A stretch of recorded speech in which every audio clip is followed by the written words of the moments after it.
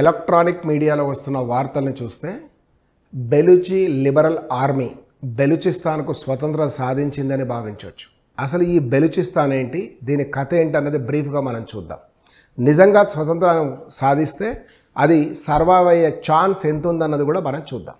ముందు ఈ బెలూచిస్తాన్ అనే పదం ఎక్కడి నుంచి వచ్చిందన్నది చూస్తే హిస్టారియన్స్ ప్రకారం కనుక చూస్తే కాస్పియన్ సీ నుంచి లేక్ వ్యాన్ మధ్యలో ఉన్న బలూషి అని పిలువబడే ఒక ట్రైబల్స్ నుంచి ఈ బెలూచిస్తాన్ అనే పేరు వచ్చిందని చెప్తాం.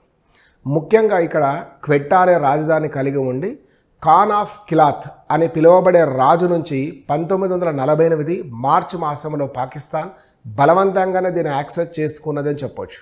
మరి దాని చరిత్ర రాతి యుగం నుంచి బ్రిటిష్ వారి దాకా కొనసాగిందని చెప్పొచ్చు. బ్రిటిష్ వారు వెళ్తూ వీళ్ళకి స్వతంత్రం సంపూర్ణంగా అంటే ఒక ప్రిన్స్లీ స్టేట్గా ఉన్నదాన్ని పాక్ ఆక్యుపై చేసిందన్నది చెప్పారు.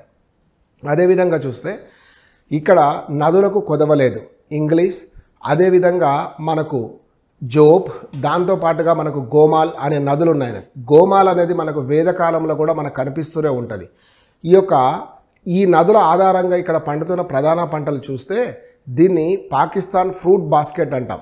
కారణం ఇక్కడ apples, tomatoes, almonds, onion, dates వంటి పంటలకు ప్రసిద్ధి చెందినదని చెప్పొచ్చు. మినరల్స్ విషయానికి వస్తే ప్రపంచంలోనే లార్జెస్ట్ రిసోర్స్గా కాపర్ అండ్ గోల్డ్ ఎక్కడుందంటే ఈనాడు బలూచిస్తాన్ వైపే చూస్తున్నాం. దీన్ని ఎక్స్ట్రాక్ట్ చేయడం కోసమే పాకిస్తాన్తో చైనా చేతులు కలిపి తీస్తుంది. దీన్ని తట్టుకోలేకనే బలూచి ప్రజలు 1970 నుంచే ఒక ప్రత్యేక రాష్ట్రం అయినప్పటి నుంచి మమ్మల్ని ఎక్స్ట్రాక్ట్ చేస్తున్నారు, సెకండ్ గ్రేడ్ సిటిజన్గా చూస్తున్నారనే బాధ ఉండేది. క్రమంగా 2000 సంవత్సరంలో వీళ్ళు బెలూచి లిబరల్ ఆర్మీ అనే దాన్ని ఏర్పాటు చేసుకొని స్వతంత్రం కోసం పోరాడు. ఫైనల్గా ఈరోజు చూస్తే అదొక ఇండిపెండెంట్ కంట్రీగా ఆవిర్భవించిందని వాళ్ళే ప్రకటించుకున్నారు.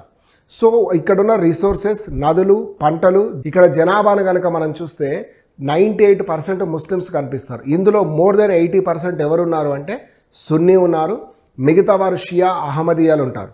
సెకండ్ మనం చూస్తే కనుక ఇక్కడ ఉన్నది ఎవరంటే క్రిస్టియన్స్ 60,000 పైన, హిందువులు 59,000 పైగా ఉన్నారు, మిగతా వారు కనిపించరు. ప్రత్యేక భాష కూడా కలదు. వీళ్ళు ప్రధానంగా బెలూచి, ఫస్తూమ్ అనే 2 భాషలను కూడా వీళ్ళు మాట్లాడతారు. ఇవన్నీ చూసినప్పుడు స్వతంత్ర రాజ్యంగా ఉండడానికి అన్ని అర్హతలు ఉన్నాయని మనం చెప్పుకోవచ్చు. కానీ దీన్ని గుర్తించాల్సింది ఇప్పుడు ప్రపంచ దేశాలతో పాటు యునైటెడ్ నేషన్స్ కూడా ఒక దేశంగా కనుక గుర్తిస్తే ప్రపంచ పటంలో ఒక కొత్త దేశాన్ని మీరు చూడబోతారు. Thank you all. Will meet in another video.